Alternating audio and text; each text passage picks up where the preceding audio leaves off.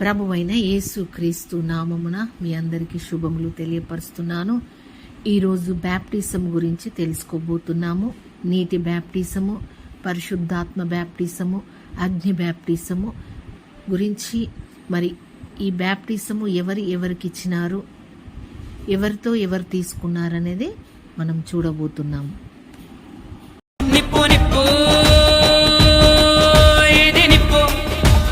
అగ్ని జ్వాలల వంటి నాలుకలు విభాగింపబడినట్టుగా వారికి కనబడి, వారిలో ఒక్కొక్కని మీద వ్రాలగా అందరూ పరిశుద్ధాత్మతో నిండిన వారై, ఆ ఆత్మ వారికి వాక్శక్తి అనుగ్రహించిన కొలది అన్య భాషలతో మాట్లాడసాగిరి.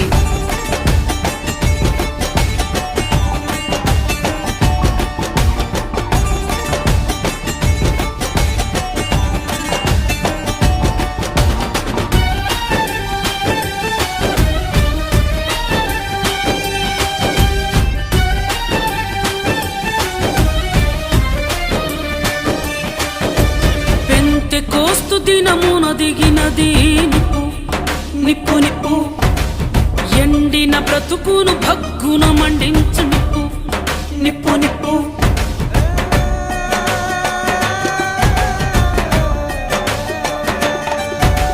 పెంతెకోస్తు దినమున దిగినది నిప్పు నిప్పు నిప్పు, ఎండిన బ్రతుకును భగ్గున మండించు నిప్పు నిప్పు నిప్పు. వారి మదిలో తెగువ పుట్టించు నిప్పు, నల్లని బొగ్గును ఎరుపుగా మార్చును ఈ నిప్పు నిప్పు నిప్పు నిప్పు నిప్పు నిప్పు. ప్రభువైన యేసు క్రీస్తు నామమున కనువిప్పు కార్యక్రమం చూస్తున్న మీ అందరికీ ప్రభు నామమున శుభములు తెలియపరుస్తున్నాను. ఈరోజు బ్యాప్టిజం గురించి మనం తెలుసుకోబోతున్నాము. ఎవరికి ఎవరు బ్యాప్టిజం ఇచ్చినారు, బ్యాప్టిజం ఎలా తీసుకోవాలనేది మనం తెలుసుకుందాము. చిన్న ప్రార్థన చేసుకుందాము. స్తోత్రము స్తోత్రము యేసయ్యా, నీకు వందనములు, స్తుతులు, స్తోత్రములు తండ్రి. ఈ దినమును సమయమును తండ్రి మీ చేతికి అప్పగిస్తున్నాము. బ్యాప్టిజం తండ్రి ఎందుకు ఎలా తీసుకోవాలో మాకు నేర్పిస్తున్నందుకు నీకు స్తోత్రములు చెల్లిస్తూ యేసు నామములో ప్రార్థిస్తున్నాము.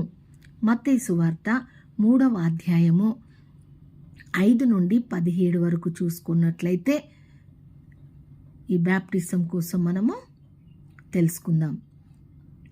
ఆ దినములయందు బ్యాప్టిజం ఇచ్చు యోహాను వచ్చి, పరలోక రాజ్యము సమీపించి ఉన్నది, మారు మనసు పొందుడని యూదయ అరణ్యములో ప్రకటించుచుండెను. ప్రవక్త అయిన యోహాను గారు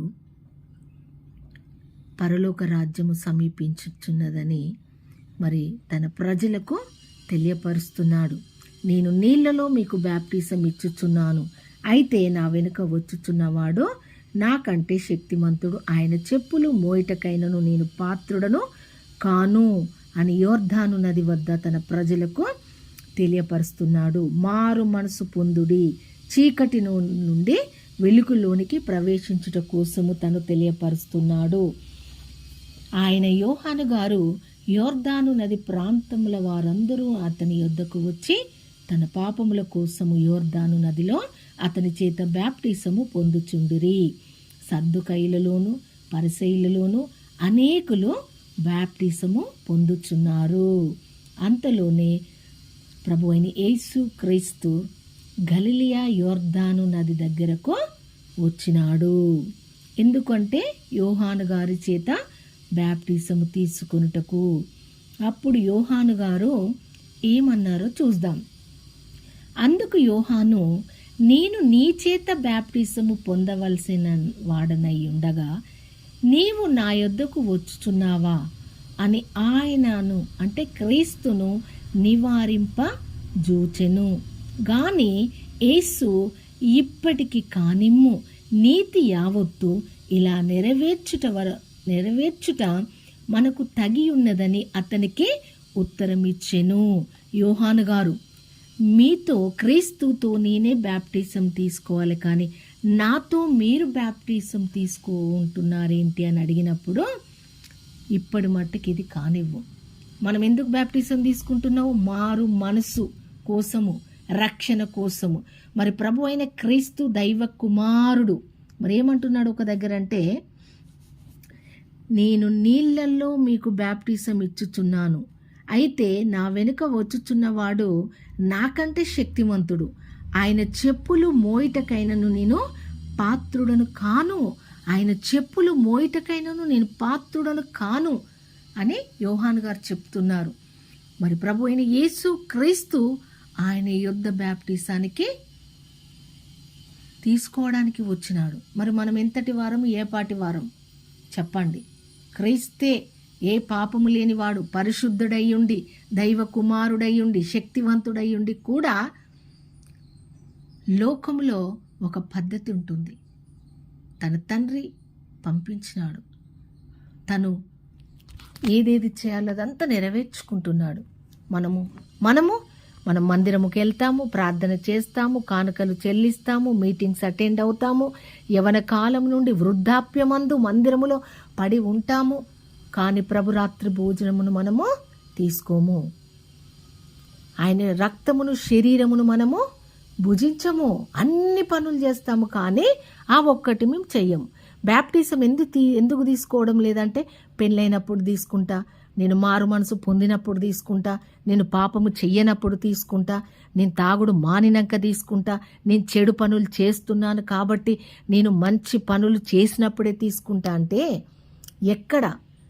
ప్రభు ఈరోజే నేను పిలిస్తే, నువ్వు మరణిస్తే నువ్వు ఏ రాజ్యంలో ఉంటావు అది గ్రహిస్తున్నావా? ఎప్పుడు ఏ క్షణము ఎవరి చేతిలో లేదు. ఒక్కొక్క క్షణమైనను గడి అయినను ఆయన చేతిలో ఉన్నాయి. కాబట్టి మనకి ఎప్పుడేమి జరిగేది తెలియదు. ఎందుకు ఆలస్యం చేస్తున్నావు?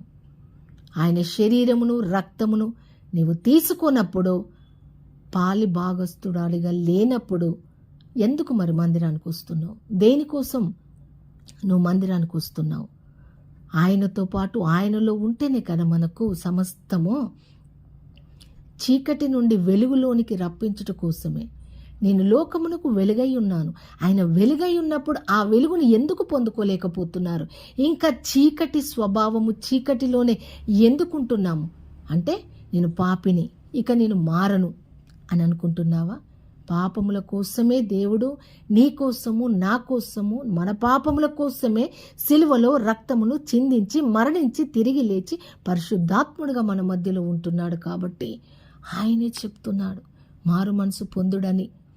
అనేకమైన ప్రవక్తలను నలుదిక్కులు పంపించి, నా బిడ్డలు పరలోక రాజ్యములో ఉండాలి, ఒక ఆత్మ నశింపకూడదు అని సువార్తను ప్రకటించండి అని, నీటి బ్యాప్టిజం ద్వారా మారు మనసు కలగజేయండి అని మరి తెలియపరుస్తున్నాడు దేవుడు. అయినా కూడా ఎందుకు ఇలా చేస్తున్నారు? ఒక ప్రభుత్వంలో ఉన్నప్పుడు ఆధార్ కార్డు లేనిది ఏది ఉండదు. నీకు ప్రతిదీ లింక్ ఆధార్ కార్డు, ఏది జరిగిన ఆధార్ కార్డే. ఎందుకు? ప్రభుత్వానికి లోబడినప్పుడు ప్రభు అయిన యేసు క్రీస్తు ఆయన లేఖనములు అన్ని రాసినట్టుగా ఆయన నెరవేర్చుకుంటున్నాడు, దైవ కుమారుడయిండి కూడా. మరి నువ్వు లోకంలో ఉండి లోకాన్ని ప్రేమిస్తున్నావు, లోకం చెప్పినట్టు వింటున్నావు, కానీ దేవుడు చెప్పినట్టుగా నువ్వు వింటున్నావా? దేవుని మాటకు నువ్వు లోబడుతున్నావా? లేదే. ఎందుకు? దేనికోసం? చీకటి సంబంధివా, వెలుగు సంబంధి? తెలుసుకో. నీకు బ్యాప్టిజము లేదంటేనే చెప్పొచ్చు. ఒక ఆధార్ కార్డులో నువ్వు లేవంటే నువ్వు ఈ దేశంలో లేనట్టే. మరి ఏ దేశంలో నువ్వు ఉంటున్నావు? ఎక్కడ ఉంటే అక్కడ నీకు ఒక గుర్తింపు ఉండాలి. మరి ప్రభులో ఉన్నప్పుడు నీకు ఒక గుర్తింపు ఉండాలి కదా, రక్షణ వస్త్రం ఉండాలి, ఆయన ముద్ర ఉండాలి కదా. ఏది లేనిది నేను క్రైస్తవుణ్ణి, నేను మందిరానికి వెళ్తున్నా, కానుకలు ఇస్తున్నా, అన్నీ చేస్తున్నా అంటే అది వ్యర్థము. నేను 10 ఆజ్ఞలు పాటిస్తున్నాను, ఏ తప్పు చేయడం లేదు అన్నప్పుడు నీ ఆస్తియు అంతయు అమ్మి నా యొద్దకు రమ్మన్న వచ్చినాడా? అతను రాలేదు. కాబట్టి మనం మారు మనసు పొందుకొని బ్యాప్టిజం తీసుకున్నవాడే రక్షణలోనికి, నమ్మిన వానికి రక్షణ, నమ్మని వానికి శిక్ష. కాబట్టి మరి మనం బ్యాప్టిజము ఖచ్చితంగా తీసుకోవాలి. మరి ప్రభువు ఏ విధముగా బ్యాప్టిజం ఇస్తాడు మనకంటే, ఆత్మలోను అగ్నితోనూ బ్యాప్టిజం ఇస్తాడంట. ఎక్కడ ఆత్మ అగ్ని బ్యాప్టిజం జరిగిందో చెప్పండి? పెంతెకొస్తు దినమున 121 మంది ప్రార్థించినప్పుడు ఆత్మ అభిషేకముతో నింపబడి, అగ్ని అభిషేకముతో నింపబడి తన నాలుకల మీద వ్రాలినప్పుడు, తన నోటి మీద అగ్ని కాల్చబడినప్పుడు, అన్య భాషలు మాట్లాడుతూ అగ్ని వారి నోట వచ్చినప్పుడు అది అగ్ని బ్యాప్టిజము. నాలుకలు విభజింపబడినప్పుడు అగ్ని జ్వాలల వంటి జ్వాలలు మన నోటికి దేవుడు అగ్ని అభిషేకం ద్వారా ఇచ్చినప్పుడు అన్య భాషలతో మాట్లాడసాగుతాం మనం. కాబట్టి మారు మనసు పొందండి, బ్యాప్టిజం తీసుకోండి. ఆత్మ బ్యాప్టిజము, అగ్ని బ్యాప్టిజం కావాలంటే కూడా దేవుణ్ణి అడిగితే పరిశుద్ధాత్మ అగ్ని బ్యాప్టిజం కూడా ఆనాడు మన పెద్దలు పొందుకున్న రీతిగా మనము కూడా పొందుకుంటాము. కాబట్టి ఎవరు కాని బ్యాప్టిజం లేకుండా మరి సంఘములో కానీ ఉండుట అది ఎంతవరకు న్యాయము? మీరే అన్ని పదవులు కావాలి, ప్రెసిడెంట్ కావాలి, పెద్ద కావాలి, సంఘం నడిపించుటకు నాకు అధికారం కావాలి అంటారు, అన్ని పనుల్లో నేను ఉండాలంటారు, మరి ఎలక్షన్లు పెట్టుకుంటారు, నేను గెలవాలి, నేను మందిరం చూసుకోవాలంటారు. కానీ మరి ప్రభుతో నీవు ఉంటున్నావా? ఆయన నిన్ను అడుగుతున్నాడు, నా కుమారుడా, నా కుమార్తె, నీకోసం నేను ప్రాణం పెట్టినాను కదా, నా కోసం నువ్వేం చేస్తున్నావని. డబ్బు ధనము ఏం అడుగుతున్నాడు ప్రభువు? నీ మనసును మాత్రమే, నీ మారు మనసును మాత్రమే దేవుడు అడుగుతున్నాడు. కాబట్టి మారు మనసు పొందండి, బ్యాప్టిజం తీసుకోండి. చీకటిలో నుండి వెలుగులోనికి రండి, చీకటిని పడవేయండి, వెలుగులోనికి రండి. ఒక్క వెలుగు అనేకలను వెలిగిస్తుంది. ఒక క్యాండిల్ పట్టుకున్నప్పుడు ఒక వెలుగు 10 మందిని వెలిగించబోతుంది. అదే మనకు కావాలి. ఆయన లోకమునకు వెలుగై ఉన్నాడు. నీవు కూడా అనేకులకు మాదిరికరంగా మారు మనసు పొంది బ్యాప్టిజం తీసుకోవాలని ఈ మాటలు దేవుడు తెలియపరిచినందుకు దేవునికి మహిమ కలుగునుగాక. ఆమేన్.